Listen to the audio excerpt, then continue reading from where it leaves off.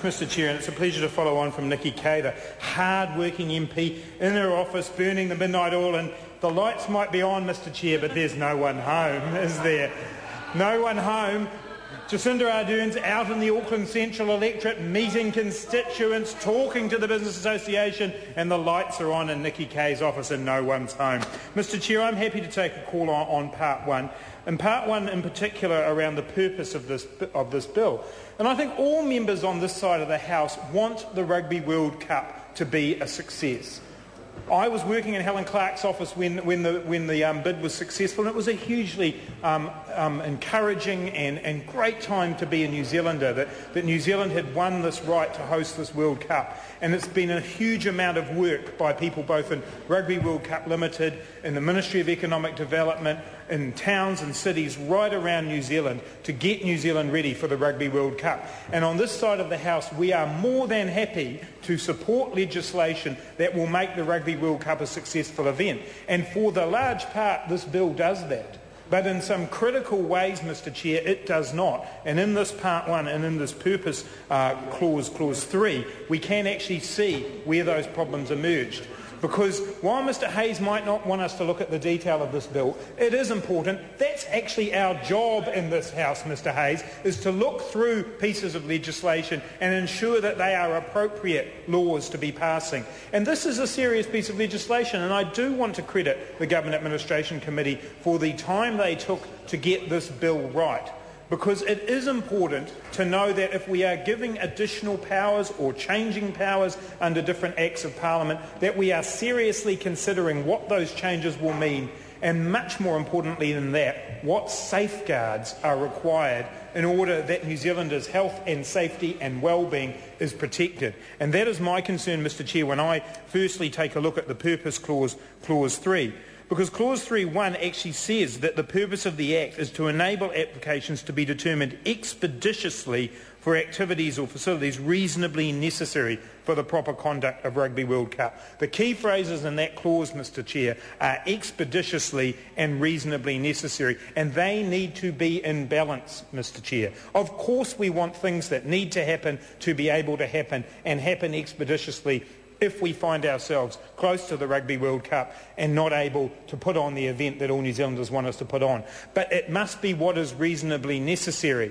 And it's quite clear that the Select Committee has worked its way through the rest of this bill and said, have we got that balance between expeditiousness and reasonably necessary right? And my concern, Mr Chair, and as a number of members on this House have, when we come to Part 4 of this bill, is the way in which the process that's been set up to look at these things that need to be done urgently, does that have rigorous safeguards in it? And the conclusion we have on this side of the House that as the bill is written, it does not. At this stage, it puts in the hands of the Minister, Murray McCully, an amount of power that is out of proportion to what is required for what is reasonably necessary, the purpose of this bill. Now, we've already heard from some members on the other side of the House that in fact Mr McCully will have to consult with Mr Brownlee and possibly with other ministers, but in the end, despite having set up a whole process under Part 2 and Part 3 of the bill to have an authority that will look at applications, at the end of the day, the Minister can still do whatever the Minister wants on this bill. And on this side of the House, we are simply not prepared to let that kind of overarching, sweeping power take hold. And the members on the other side of the House need to be able to answer why it is that a single minister, admittedly perhaps if he feels like it listening to the authority, or if he feels like it listening to another minister, has such power over these additions and alterations to legislation.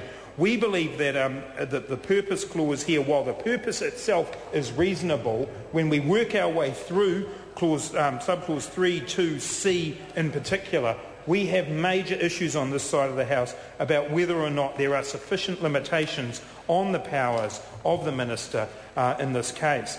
I want to pick up a number of other clauses within Part 1 as well, Mr Chair.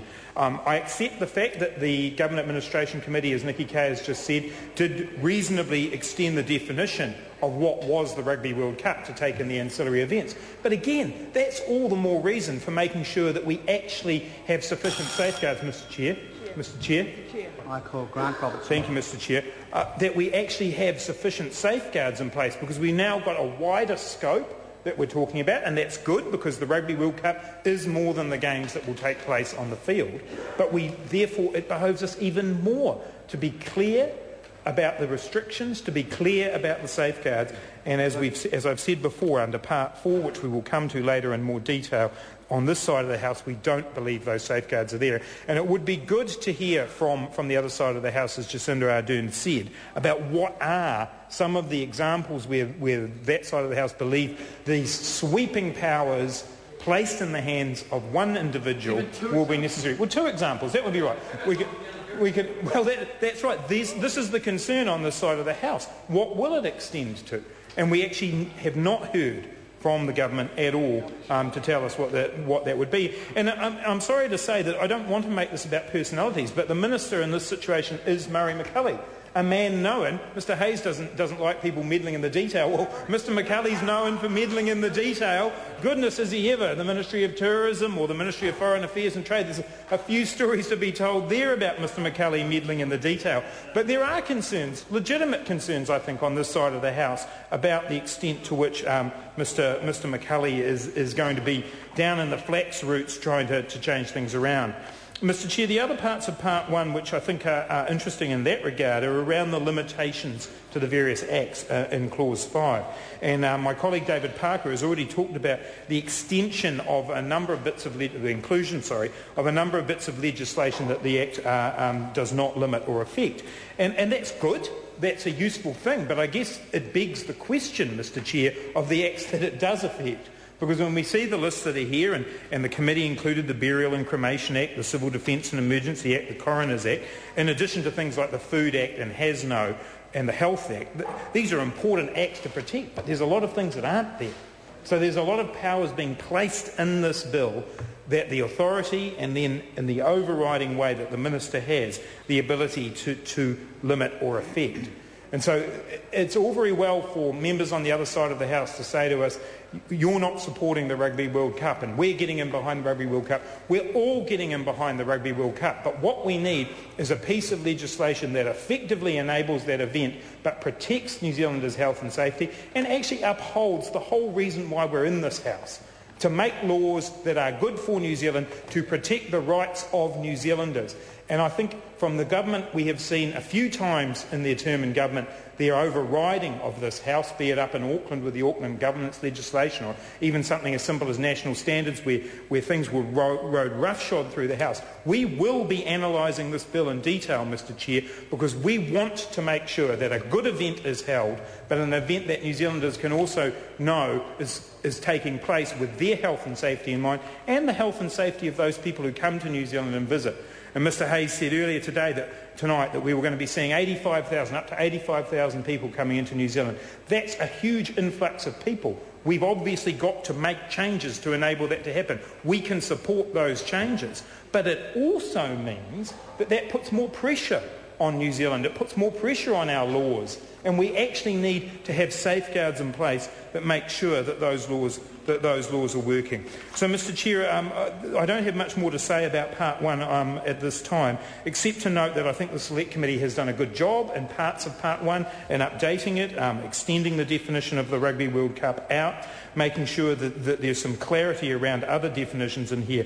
But what really concerns us on this side of the House, Mr Chair, is Clause 3, the purpose clause, because while we certainly support the idea of moving expeditiously on what is reasonably necessary, we do think that the process that's been put in place that's outlined in Clause 3.2, A, B and C, unfortunately does not give us that balance that we are looking for. It puts too much power in the hands of the Minister. It takes away the power from the authority that's been set up specifically to actually advise the Minister. And on this side of the House, we would certainly want to see change to the Part 4, as noted under Clause 32C, for us to be able to support this bill. But that is in no way an indication, Mr Chair, of our support for the event. That remains unstinting from when it was first awarded to New Zealand. We have continued to support that. We have worked cooperatively on this bill in the Select Committee, but we are not prepared to sit here in this House tonight and give Mr McCulley the kinds of powers that Part 4 of this bill does.